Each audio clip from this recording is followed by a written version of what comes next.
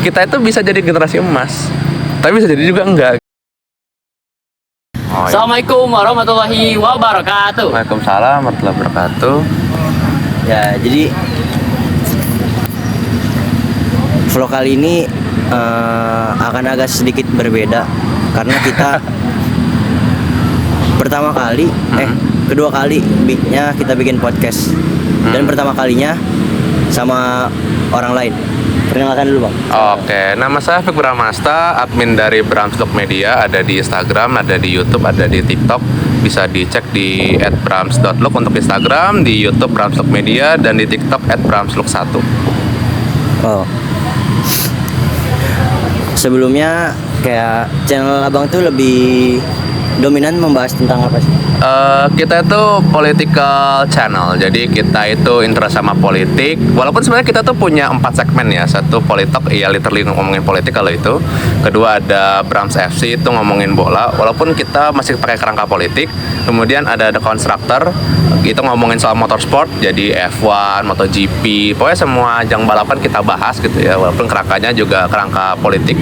Dan ada The Journey. Kalau The Journey ini dia emang segmen khusus bahas tentang bidang-bidang barang ekspornya gitu. Jadi kurang lebih gitu. Nah, kan nama channelnya itu Bramsluk ya? Iya. Ada artinya gak? Sebenarnya itu sesimpel artinya adalah pandangannya seorang Brams gitu. Oh. Karena kan namanya kan Hafik Bramasta kan, dipanggil kadang ada yang manggilnya Brams gitu kan. Terus waktu bikin akun tuh mikir apa ya namanya ya. Ya udah pakai Bramsluk aja gitu. Jadi ibaratnya oh ini loh pandangan saya tentang sesuatu gitu. Kayak gitu. Kalau niat awal buat channel ini tuh gunanya buat apa? Kayak Sebenarnya tuh niat awalnya tuh mungkin agak panjang sedikit ya. Jadi niat awalnya tuh adalah jadi ada satu program radio di sebuah radio wanita tayang setiap Kamis jam 7:30 malam. Itu dia tuh pakai tagline-nya adalah merayakan hidup sebenarnya. Nah, cuma waktu itu saya menganggap bahwa hidup tuh sebenarnya bukan untuk dirayakan gitu. Karena bukan untuk dirayakan. Dan hidup tuh buat apa sih? Hidup itu buat disyukuri sama dikembangkan. Maka akhirnya berpikir kita bikinlah gitu namanya ya Bramsluk itu gitu. Di samping juga karena saya adalah orang yang seneng ngobrol gitu. Dulu punya cita-cita jadi penyiar radio tapi nggak dikasih izin orang tua gitu. Jadinya disalurkannya lewat podcast itu gitu. kalau berarti kan kayak isi-isinya tuh menyangkut juga sama public speaking ya? Ya ada beberapa. Abang tuh belajar public speaking sendiri atau sama siapa? So far ini sih otodidak sih. Otodidak. Emang belajar dari trial and error gitu. Karena kalau boleh dibilang emang trainernya tuh nyaris nggak ada karena Bapak itu bukan orang yang pandai ngomong gitu. Bahkan Bapak tuh baru pandai ngomong tuh akhir-akhir ini setelah banyak diminta sama bosnya buat presentasi gitu. Sedangkan ibu tuh ya mungkin cara ngomongnya bagus tapi bukan orang yang secara knowledge tuh bagus lah gitu. Kayak gitu. Dan itu tuh kalau untuk public speaking sendiri memang lebih ke banyak trial and error gitu. Jadi ngelihat orang gimana cara ngomongnya gitu. Termasuk juga advice dari beberapa orang, misalkan harus diapain gitu. Tapi so far otodidak sih. Berarti channelnya ini kan channelnya berarti udah berjalan 5 tahun ya? Iya 5 tahun dari tahun 2020. Dari pas 2020. Motivasi awalnya buat sampai sekarang tuh apa sih? Motivasinya adalah karena kita percaya bahwa konsistensi itu akan membuahkan hasil gitu ya. Yang penting tahu caranya gitu. Dan kalau melihat apa yang terjadi sih kayaknya demikian gitu. Karena bayangin aja gitu, pas pertama kali Instagram The Constructor tuh dibikin, kita itu di follow dan di support oleh tim media dari sirkuit Mandalika. Sirkuit Mandalika yang di Lombok gitu. Bahkan mereka ngasih input gini, nanti gedein medianya. Kalau seandainya medianya udah gede, kita bisa ngajuin ke pihak Mandalikanya waktu nanti acara MotoGP sebagai media gitu. Jadi kita datang bukan sebagai penonton tapi sebagai media yang secara akses jauh lebih besar. Kayak gitu. Atau misalnya ketika kita bikin Brams FC itu dan kita ngundang beberapa public figure sepak bola, bukan public figure sih, lebih tepatnya orang-orang yang berkecimpung kayak komentator, kayak konten kreator kayak gitu-gitu. Dan mereka semua ngasih input yang sama gitu bahwa kalau ini diseriusin gitu, mungkin satu saat tuh ada mungkin ya TV yang mau ngelirik gitu lah, tapi kita nggak gitu. Tapi memang konsistensi itu penting sih, dan berapa banyak orang yang membangun konsistensi itu kan akhirnya berhasil gitu kan. Jadi motivasinya kurang lebih gitu. Oke. Kan channel Abang tuh udah lumayan rame ya?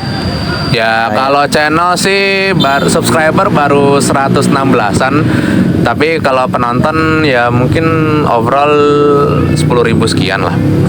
Oh, kayak kalau dari keseluruhan kayak Instagram, TikTok. Kalau Instagram itu follower 1.200 berapa saya lupa. Kalau like-nya lupa ngitung. Kalau TikTok itu udah follower baru 220-an, tapi yang like tuh udah sekitar 12 ribuan kayaknya. Soalnya gara-gara ya nanti kita cerita soal kenapa ada konten yang rame itu nanti. Nah, kayak langkah awal Abang buat mempromosiin diri sendiri tuh kayak gimana? Sebenarnya kalau mempromosikan diri sendiri tuh kayaknya nyaris enggak gitu. Jadi Ana tuh dari awal emang nggak pernah mempromosikan diri sendiri gitu. Jadi Ana menyebutnya sebagai bagian dari media ini gitu. Jadi bagian dari Bramsluk gitu. Ya walaupun Bramsluk itu one man media gitu, yang semuanya sendiri gitu. Tapi Ana tuh nggak pernah menyebut itu sebagai Afik Bramasta, tapi sebagai Bramsluk gitu. Dan brand image-nya ya Bramsluk gitu. Ya Bramsluk is politik gitu.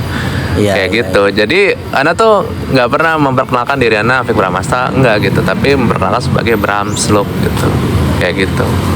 Berarti selama ini kayak Abang kan banyak kayak collab sama orang tuh banyak. Iya. Nah, itu berarti Abang yang mau sendiri, yang ngechat mereka sendiri. Iya. Jadi dan ini uniknya adalah kita tuh lebih banyak ngundang mereka tuh via DM. Karena emang literally kita nggak punya kontak mereka dan kita DM dan mereka mau. Surprisingly mereka mau gitu.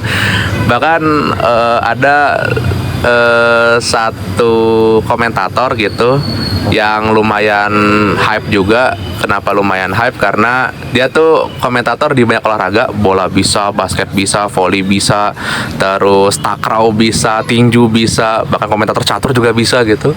Tapi kita kontak gitu dan beliau sangat antusias gitu ya.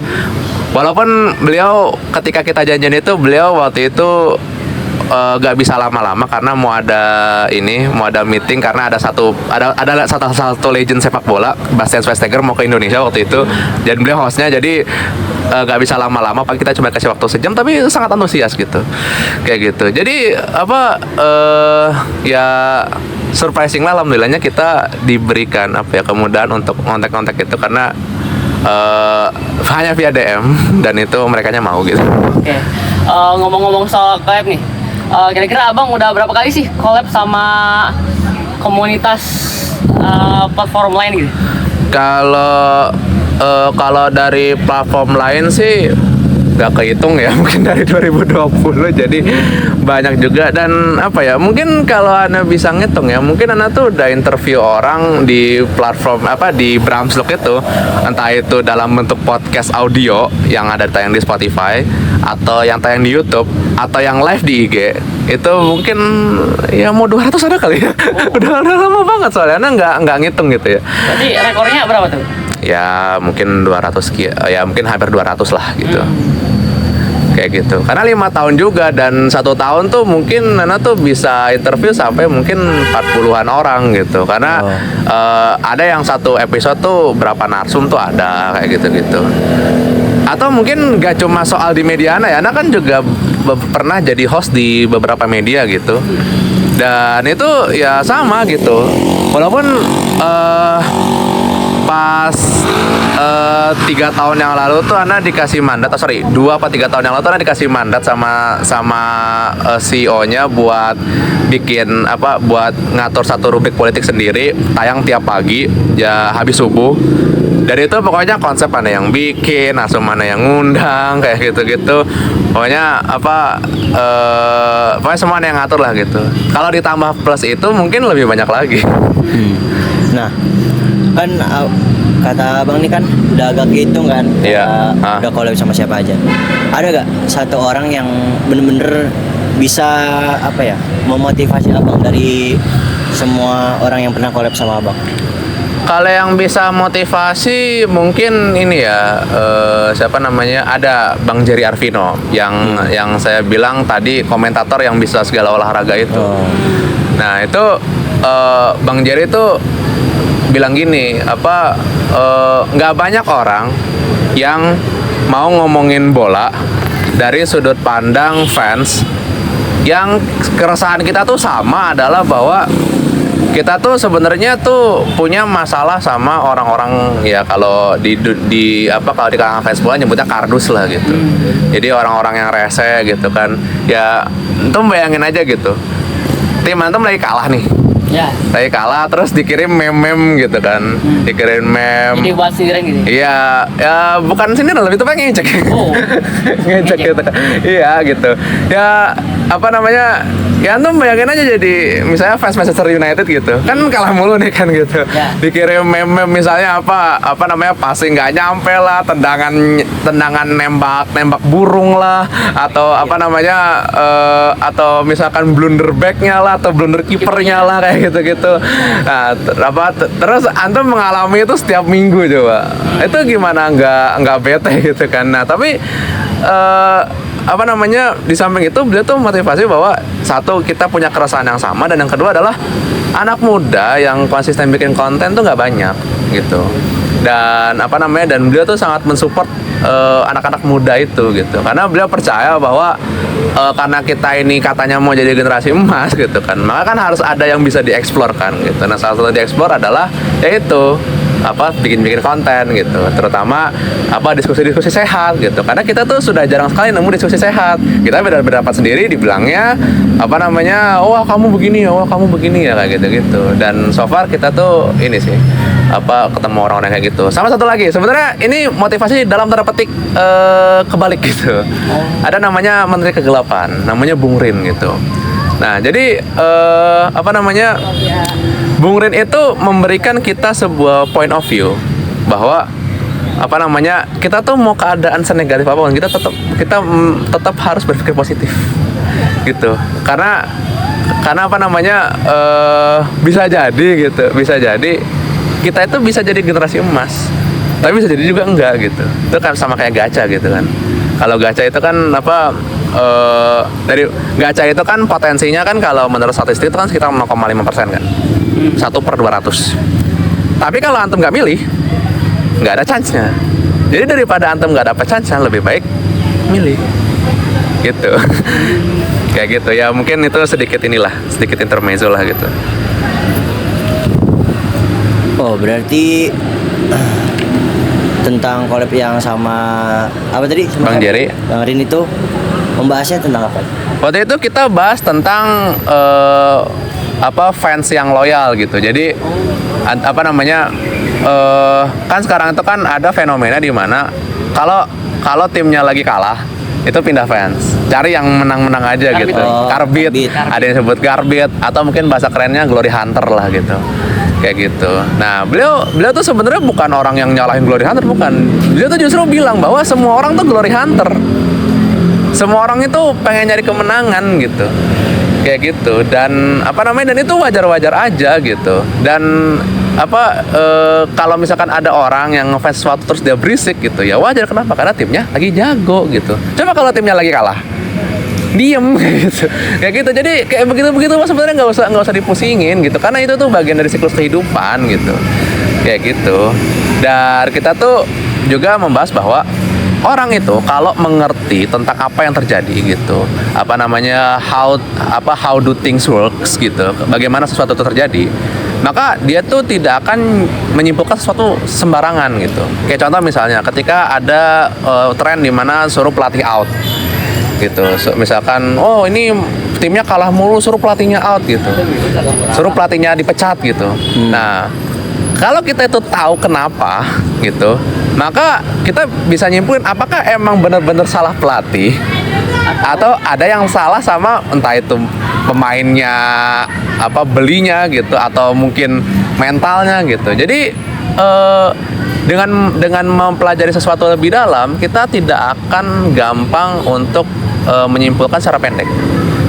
Kurang lebih kayak gitu. Ngomong-ngomong soal generasi emas, menurut abang ada gak kayak potensi-potensi dari kita tuh buat jadi generasi emas? Ngomongnya potensi kan? Iya. Kalau ngomong potensi mah ada. Contohnya? Tapi kan potensi itu kan ada dua. Apa di apa namanya dimaksimalkan apa enggak? Kan gitu. Jadi sebenarnya tuh apa ya, ngomongin potensi itu sebenarnya semua hal itu punya potensi. Tapi kan yang jadi masalah adalah potensi itu mau dipakai apa enggak gitu kan. Sama kayak gini deh, pisau misalnya. Pisau itu kan punya potensi buat motong kan. Iya. Tinggal pertanyaannya pisau ini mau dipakai apa enggak, satu. Kedua, pisau ini mau dipakai buat apa? Nah kayak gitu. Jadi apa namanya, kalau ditanya apakah generasi kita yang katanya generasi emas apa punya potensi untuk jadi generasi emas, punya.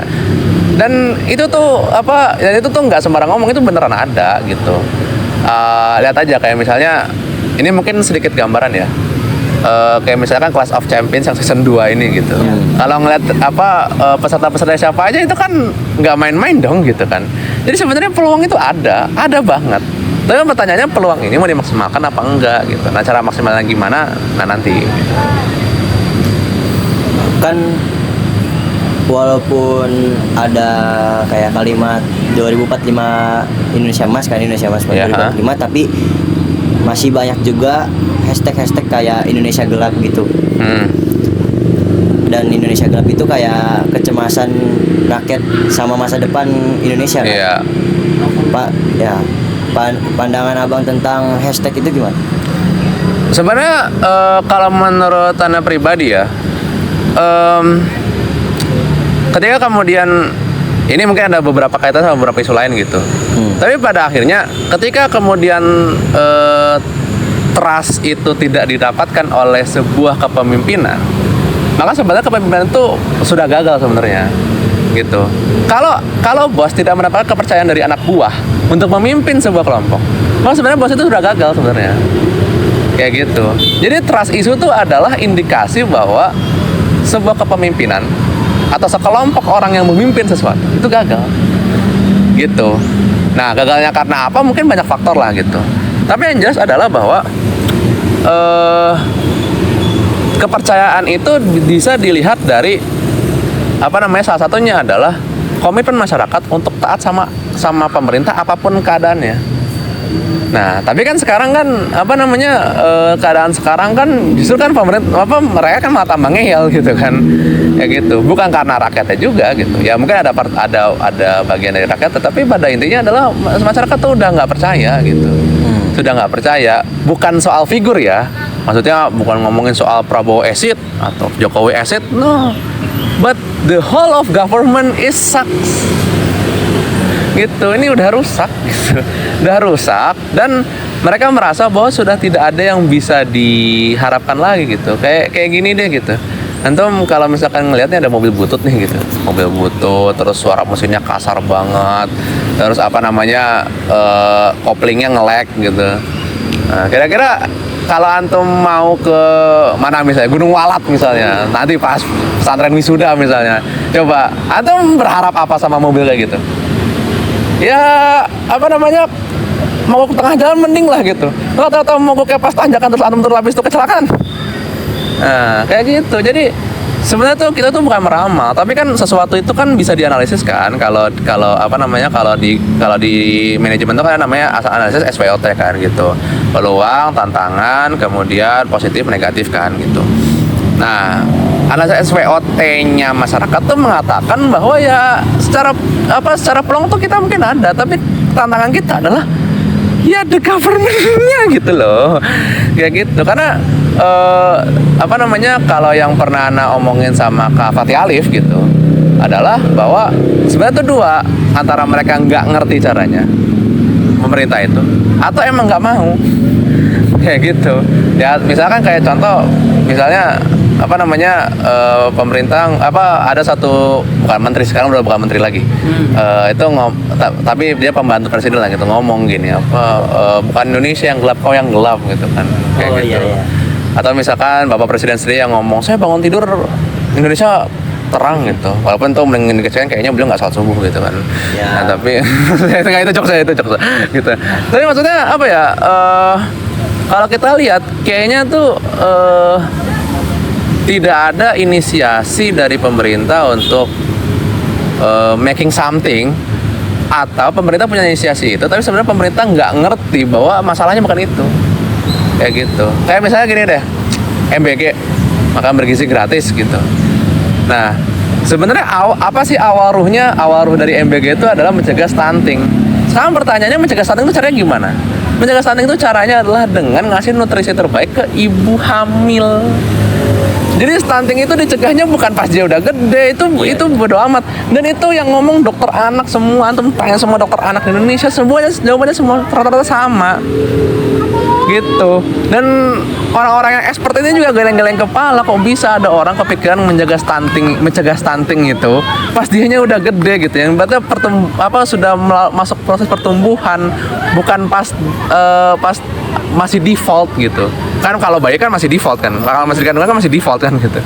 Dan kayak gitu. Berarti ini agak Bang, untuk mencegah stunting itu emang harus benar-benar dari kecil. Dari ibunya. Oh, dari ibunya. Dari ibunya. Pas dia masih di kandungan. Iya, pas di kandungan. Kayak gitu. Dan baru kemudian nanti ketika dia udah lahir, baru kemudian itu prosesnya itu dilanjutkan gitu. Jadi dan itu kan kebanyakan kan yang bukan dalam rangka mengapa ya, tapi stunting ini kan rata-rata kan dialami oleh orang tua yang secara ekonomi itu minim kan gitu. Nah, berarti apa sebenarnya berarti caranya sebenarnya bukan dengan ngasih di ujung, tapi ngasih di muaranya. Muaranya siapa? Orang tua. Caranya gimana? Orang tuanya dikasih pekerjaan yang layak, pendapatan yang layak, yang dengan pendapatan yang layak itu bisa ngasih makan anaknya yang terbaik. Harusnya begitu. Nah, ngomong soal MBG kan yang banyak diperdebatin itu kan program makan bergizi gratis dan program ini pendidikan gratis. Menurut abang yang bakal bisa merubah Indonesia itu makan bergizi gratis atau pendidikan gratis? Kalau kata Ane mah gini ya, sebenarnya tuh nggak ada program yang lebih baik gitu. Jadi semua program itu tuh harus ditempatkan dalam sebuah paradigma luas bahwa dia tuh puzzle. Jadi nggak ada yang lebih unggul. Nah, orang kita itu kan biasa suka banding-bandingin kan gitu. Kalau makanya kenapa muncul lagu ojo dibanding-banding kayak gitu kan. Tapi ya gitu, emang kebiasaan orang kita tuh gitu selalu membanding-bandingkan gitu. Padahal sebenarnya kalau kita tuh mau menyusun puzzle itu jadi puzzle gitu, itu akan jadi satu rangkaian yang bisa menggambarkan solusi kita apa gitu. Internet gratis, pendidikan gratis, makan bergizi gratis, itu sebenarnya tuh bukan sesuatu yang harus dibandingkan, tapi dia bisa berjalan berdampingan asal pemerintah mau dan ngerti caranya gitu. Dan selama ini kan kita kan selalu ngomong kita nggak punya duit ya gitu. Sebenarnya kita tuh bisa punya duit, itu bisa. Caranya gimana? Dengan maksimalkan yang ada. Masalahnya kita itu punya aset-aset tuh kita apain sih kayak gitu. Nah, tapi pada intinya adalah program-program kayak gitu tuh sebenarnya bukan sesuatu yang untuk dibandingkan, tapi sesuatu yang bisa dijadikan kolaborasi yang yang epic gitu, kayak gitu. Jadi pendidikan dan makan siangnya itu disupport pemerintah gitu misalnya kayak gitu. Ya mungkin bilangnya manja amat sih gitu. Tapi emang pada dasarnya begitu. Kenapa? Karena kalau kita buka undang-undang dasar ya, hak masyarakat dirinci loh, gitu. Dan kalau pemerintah tidak melaksanakan itu, ya, maka pemerintah sebenarnya sudah melanggar undang-undang dasar. Dan kalau dalam hal ini konteksnya adalah presiden, maka ketika presiden tidak melaksanakan undang-undang dasar, maka sebenarnya presiden itu bisa di-impeachment atau bisa dipecat. sebenarnya gitu. Nah, kan makan bergizi gratis ini udah terjalan ya, programnya itu lagi berjalan sekarang. Iya, udah 6 bulanan lah. Katanya yang dari anak baca juga ada yang diuntungkan dan ada juga yang malah kayak dirugikan kan. Ha.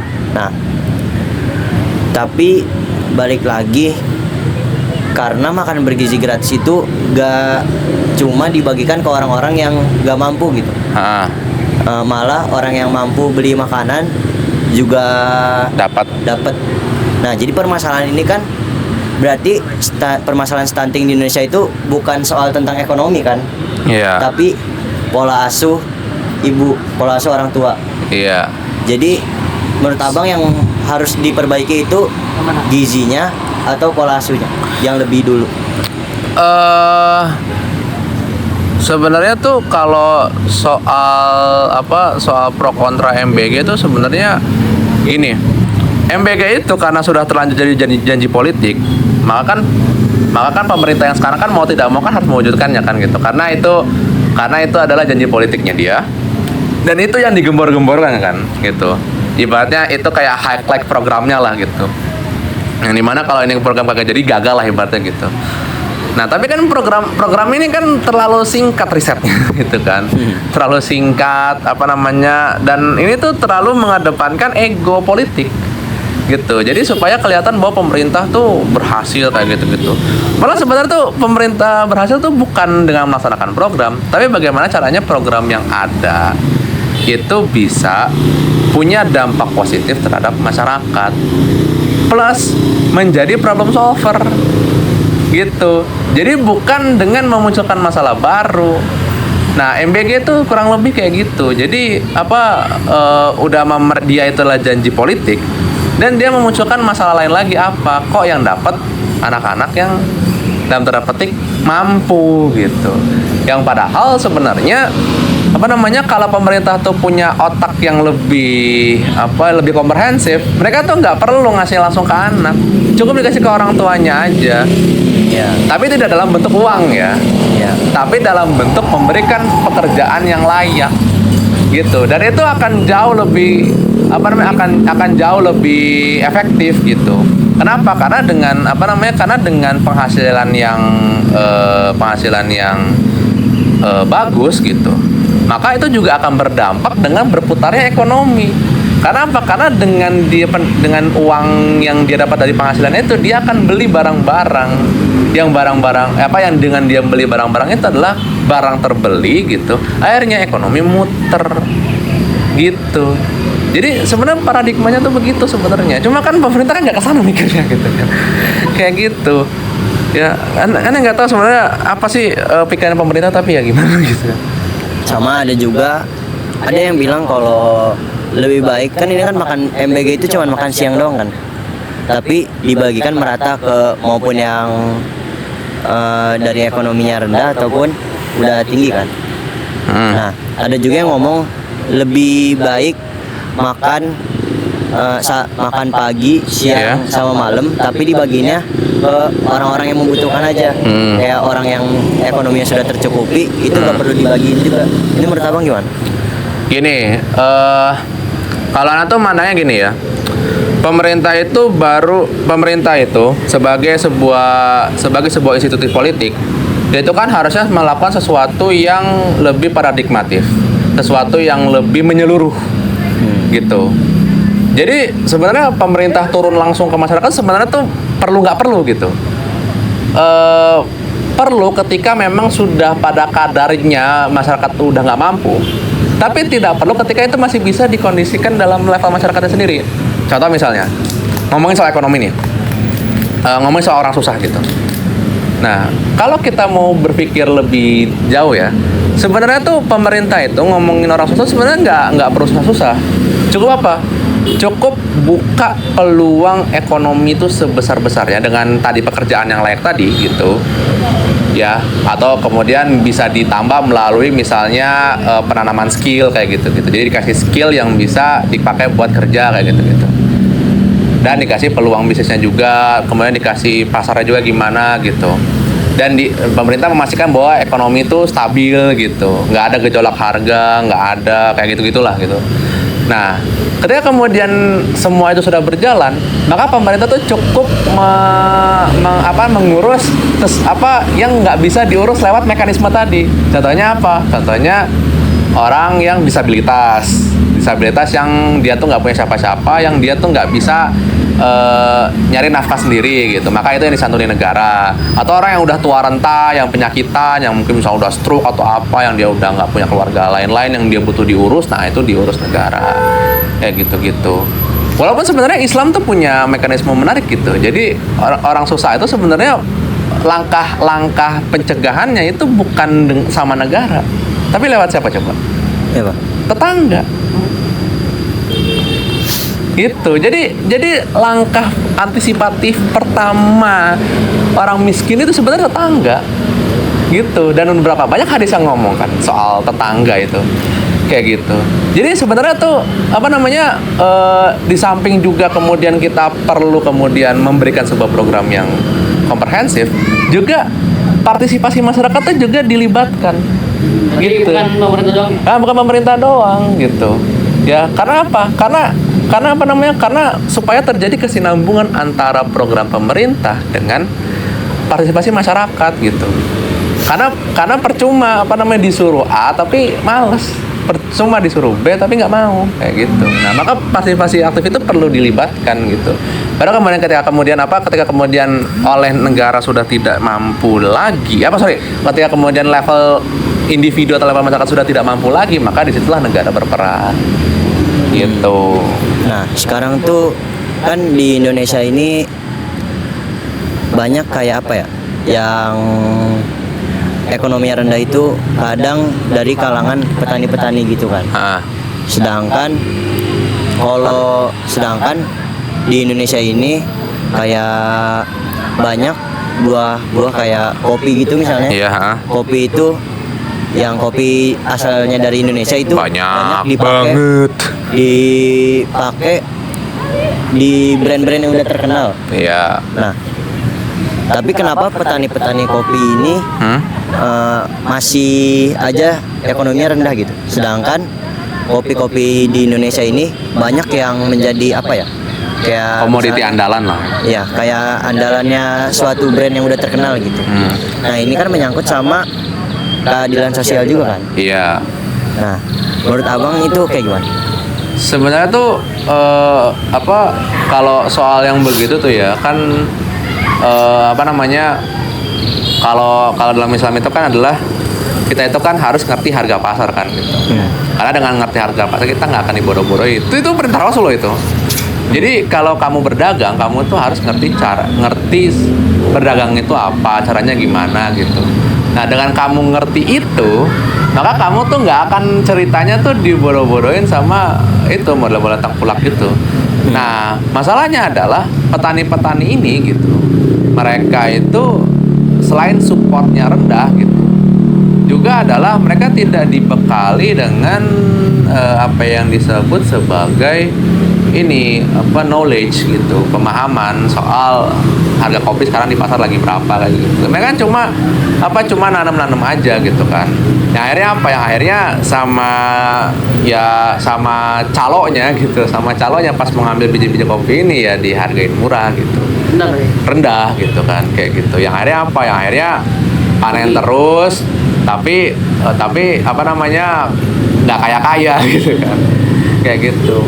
Dan itu juga sebenarnya jadi tugasnya lagi-lagi pemerintah lagi gitu, untuk kemudian transparan gitu. Jadi yang mata rantai calo-calo inilah yang harus diatasi gitu. Karena pada akhirnya tuh kelangkaan itu ya, kelangkaan barang sampai harga naik itu sebenarnya tidak hanya soal perkara barangnya ada apa enggak, tapi barangnya ini ada di siapa gitu. Kalau ternyata barangnya itu ada di orang yang punya jalur gitu, jalur distribusi ini, dan dia misalkan nimbun dengan harapan harganya naik lalu dia keluarin gitu. Nah, itu namanya penimbunan, dan itu dalam Islam nggak boleh gitu. Kayak gitu. Kan kalau kayak dalam kepemimpinan Islam tuh kayak kalau misalnya buat salah kayak mencuri gitu kan, di langsung kayak potong tangan. Oh enggak, itu enggak. Jadi gini, ada bare minimumnya. Seseorang itu baru akan dijatuhi potong tangan. Jadi itu sebenarnya perspektif keliru sebenarnya, bahwa mencuri itu langsung potong tangan. Enggak. Berarti apa harus ada syarat-syarat dulu? Iya. Syaratnya apa? Misalkan baru potong tangan minimal berapa? Oh, Iya. Kedua adalah dia mencuri karena apa? nah, iya. Kalau dia mencuri karena butuh, justru negara yang akan minta maaf. Ya itu ya. Jadi yang Kayak gitu. dipertanyakan tuh gini, kan kalau kayak dalam hukum Islam kayak misalnya di Aceh itu kan kalau kayak ketahuan pacaran gitu kan, hukum cambuk. Iya. Nah, apakah kalau di Indonesia ini diterapkan hukum Islam, apakah bakal membuat suatu keadilan atau malah gak adil? Kalau ada yang bertanya demikian dan mereka menjadikan Aceh sebagai kelinci percobaan atau sebagai percontohan, itu keliru. Kenapa? Karena Aceh itu masih terikat dengan konstitusi Republik Indonesia. Jadi dia masih di bawah sebuah nation atau sebuah negara. Jadi menjadikan Aceh sebagai contoh tuh nggak apple to apple gitu. Tapi kalau ditanya apakah adil, jawabannya adil, entah di Indonesia ataupun di dunia. Kenapa? Karena sesimpel gini. Ini anak kasih logikanya.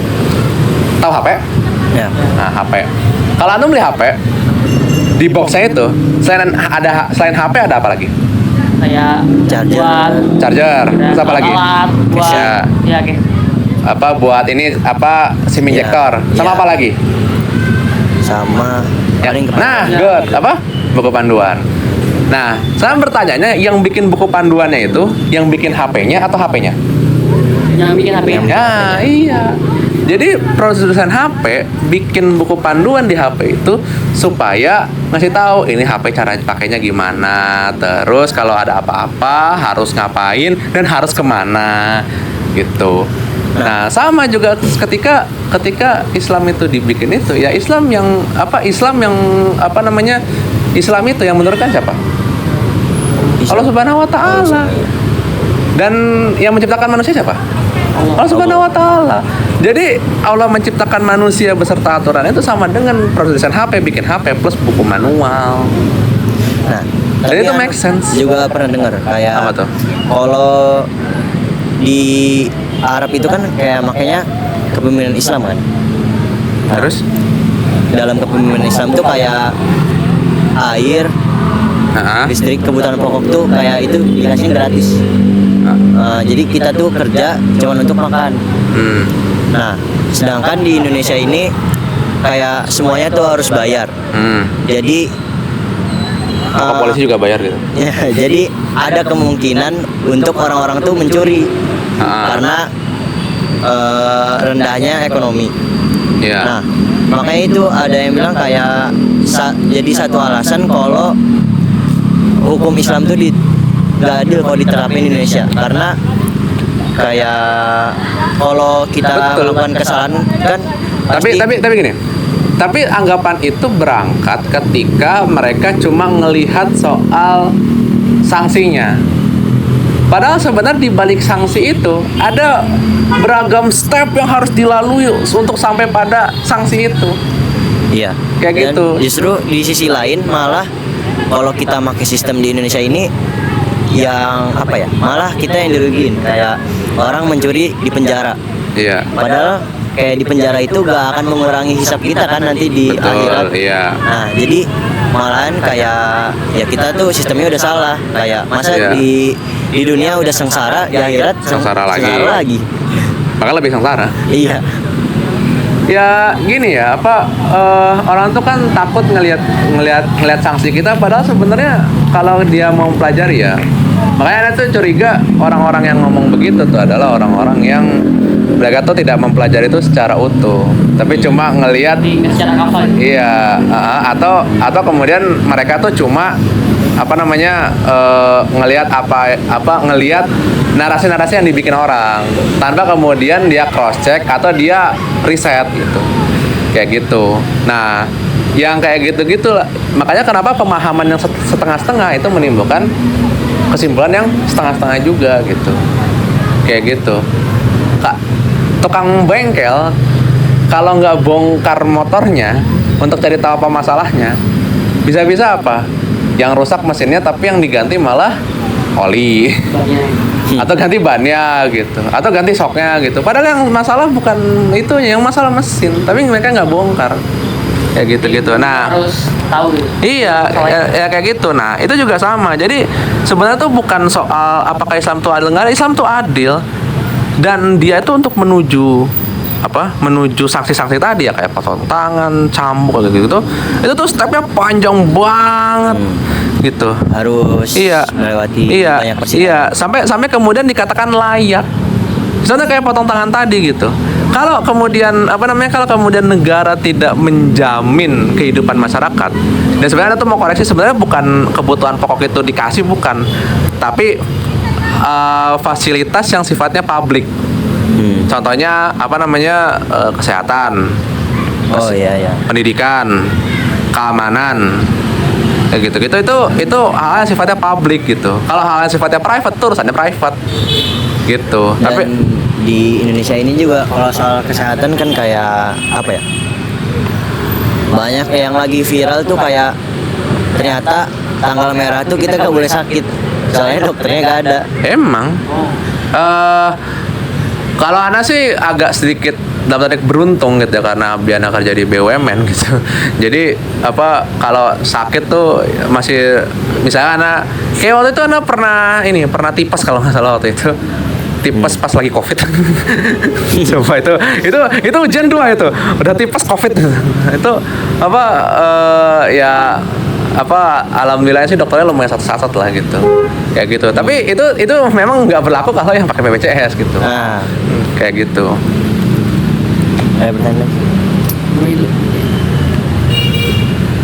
Nggak ada. Iya bang, kan untuk untuk meraih Indonesia emas nih. Nah kan salah satunya kan mungkin mengenai bonus demografi ya. Iya. Nah, menurut pendapat abang nih tentang bonus demografi ini seberapa berpengaruh sih untuk negara Indonesia ini? Karena kan itu sebenarnya balik lagi ke teori awal tadi. Potensi itu 2, dimanfaatkan apa enggak gitu. Jadi udah dimaksimalin, dan cara memaksimalkannya tuh adalah dimunculkan potensinya gitu. Dan Ana sih alhamdulillahnya ya bismillah gitu. Maksudnya kan bisa ngelihat orang tuh kan bisanya apa gitu kan. Kayak kakak kelas antum itu, Syamil itu kan berawal dari threads, tiba-tiba Ana ajakin kan, ayo collab yuk gitu, kita bikin postingan gitu. Konsepnya mau kayak gimana? Mau antum yang Ana tawarin, mau antum yang desain, Ana yang nulis, atau antum yang nulis, Ana yang desain gitu. Ya udah, dia milih yang kedua tuh, Ana yang nulis, dia yang desain gitu. Kayak gitu, dan jadilah 2 postingan itu kan. Nah, sekarang juga lagi viral nih. apa tuh? Ada kan demo ini udah jadi udah dari dulu udah ada kan. Iya. Sejak zaman Soekarno pun udah ada kan demo. Nah, ada yang lagi viral tuh, ada satu orang yang dulunya tuh dia suka demo, Iya. mendemo pemerintah, tapi pas sudah gede dianya malah jadi bagian dari pemerintah. Nah, dengan alasan dia pengen memperbaiki dari dalam. Menurut abang lebih Dan Ana kasih tahu, Ana pernah ketemu orangnya loh. Pernah ketemu orangnya. Ntar tunjukin fotonya ntar. Lebih menurut abang tuh lebih efektif mana? Demo atau kita perbaiki dari dalam? Kira-kira antum bisa nggak menghentikan aliran sungai? ya bisa. Nggak bisa. Apalagi antum menghentikan aliran sungai cuma modal kerikil. Itu lebih nggak bisa lagi. Jadi kita itu, mustahil. Jadi kita itu ibarat kerikil yang dicemplungin di tengah sungai, yang sudah jelas tidak mungkin bisa menghentikan arus sungai, gitu. Jadi menghentikan memperbaiki dari dalam dengan kita seorang diri gitu, di tengah kubangan lumpur itu, kalau bahasanya Bang Panji itu septic tank gitu. Itu nggak mungkin gitu. Dan berapa banyak yang begitu? Kan aja PKS sekarang gitu. Ini yang sebut merek ya gitu. kayak sama aja kayak kita malah ikut terkontaminasi gitu. Iya bener gitu. Bukan yang malah memperbaiki dari dalam. Iya. Kontaminasi. Iya. Itu ibaratnya gini, kayak kita tuh orang sehat di tengah orang-orang Covid. Oh iya. Nah kayak gitu. Kita tuh mau sesehat apa, kita tuh mau tiap pagi olahraga lah, kagak stres, makan bergizi, minum suplemen gitu. Tapi kalau kita hidup di tengah orang-orang Covid, ya kita bakal ketularan Covid juga. Sehigienis-higienisnya kita. Jadi apa namanya, ya kayak gitu gambarannya gitu, kurang lebih.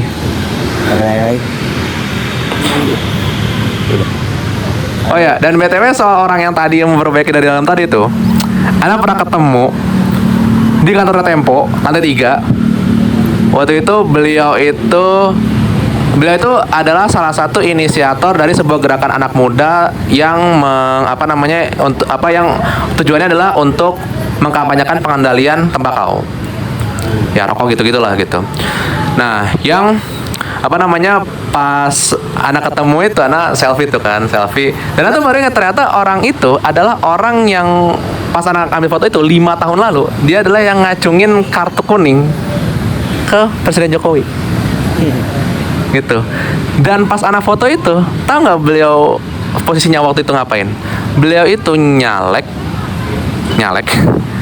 dapil DKI Jakarta di sebuah partai yang isinya orang-orang kaya, Perindo.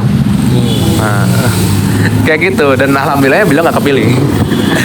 Tapi kan tetap aja kan apa ya? Itu kan maksudnya ketika dia maksudnya punya inisiasi itu aja udah aneh gitu loh.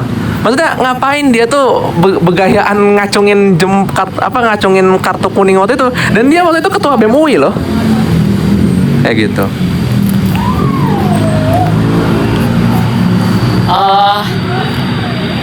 Ini bang, kira-kira nih solusi yang kita bisa lakukan nih sebagai seorang pelajar nih. Kan kita kan solusi kita nih sebagai seorang pelajar untuk memperbaiki bangsa kita nih, negara kita nih kan, yang kita tuh sekarang udah agak-agak mau bubar. Nah, ya.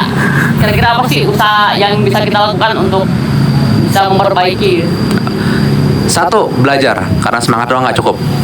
Itu kalau antum lihat fenomena orang-orang hijrah gitu, orang-orang hijrah yang tidak dibarengi dengan belajar Islam yang sungguh-sungguh, maka dia itu biasanya akan termakan ekspektasi, dan ketika ekspektasinya nggak terwujud, maka yang terjadi adalah dia kecewa dan akhirnya dia balik lagi. Nah, sama ketika kemudian antum punya semangat untuk untuk merubah gitu ya, walaupun antum mungkin akan dikata Rambo lah, bakal dikata sosok superhero lah kayak gitu-gitu. Tapi kepedulian itu tuh adalah sesuatu yang bagus, tapi kepedulian doang nggak cukup. Gitu. Kepedulian itu harus dibarengi dengan apa? Dibarengi dengan belajar gitu. Kenapa? Karena dengan antum belajar, antum bisa mengerti cara-caranya. Nah, supaya antum nggak naif gitu. Berapa banyak orang yang yang sampai manjat-manjat pagar gitu kayak apa. Sebenarnya bukan mereka tuh soal emosi atau apa, bukan. Tapi mungkin karena mereka nggak tahu caranya. Gitu. Nah, dengan tahu caranya, kita bisa fokus di cara itu dan sekaligus berharap bahwa cara itu efektif. Gitu. Nah, dan dan yang kedua adalah membangun jaringan tuh penting gitu. Kenapa? Karena sekarang itu semuanya tuh soal partnership gitu ya, soal jaringan. Antum temenan sama siapa tuh ngaruh gitu ya. Antum bayangin gitu, karena anak tuh temenan sama circle content creator motorsport gitu, dan antum dapat info soal giveaway tiket Formula E dari sebuah tim balap itu, dan anak ikutan, akhirnya menang. Udah gitu tiketnya 2 lagi. Tiketnya 2 plus bisa ketemu pembalapnya. Gitu. Pembalapnya? Semuanya. Jadi kita datang ke pitnya gitu. Terus kita bisa ngunjungin garasinya satu-satu gitu. Kan ada 11 tim tuh. Ada 11 tim, satu timnya 2 pembalap, jadi kan ada 22 gitu. Kita bisa ketemu satu-satu tuh. Jadi masing-masing bisa? Masing-masing bisa. Gitu. Yang penting apa ngantri dulu gitu. Karena ramai banget kemarin gitu. Tapi kayak gitu. Jadi maksudnya circle itu penting gitu. Karena ketika antum menemukan circle yang tepat gitu, antum akan bisa menemukan tempat bertumbuh yang baik gitu. Kayak gitu. Dan Nana yakin bahwa antum sudah di tempat yang tepat. Antum sudah di jalan yang tepat. Tinggal antum perluas sayap aja gitu. Kayak gitu. Mungkin buat kali ini segini dulu ya. Ya silakan. Apa ada pesan-pesan buat yang anak-anak seumuran kita gini? Siapa yang pernah menyangka bahwa bocah kecil bernama Daud itu bisa menaklukkan raja kezaliman bernama Jalut? Siapa yang nyangka bahwa bayi yang lahir di tengah bangsawan itu adalah orang yang akan menaklukkan bangsa Arab, Muhammad gitu ya. Dan siapa sangka orang yang lahir dari orang kaya itu akan jadi akan jadi pembuka jalan dakwah, Mus'ab bin Umair. Jadi jangan pernah merasa bahwa antum di usia segini tuh nggak bisa ngapa-ngapain gitu, karena sudah banyak cerita di mana anak-anak kecil itu yang mungkin dianggap remeh oleh orang-orang yang lebih tua karena dianggap gak ngerti apa-apa, itu justru adalah motor penggerak perubahan, dan perubahannya ngeri gitu. Jadi jangan pernah meremehkan jangan pernah meremehkan semangatnya kaula muda gitu, karena semangat itulah adalah bahan bakar perubahan. Arigatou gozaimasu. Berarti gini ya Bang, berarti kita walaupun Pak usianya tergolong kecil tapi kita bisa memiliki memiliki pengaruh yang besar. Benar, bisa. Ya gitu. Oke.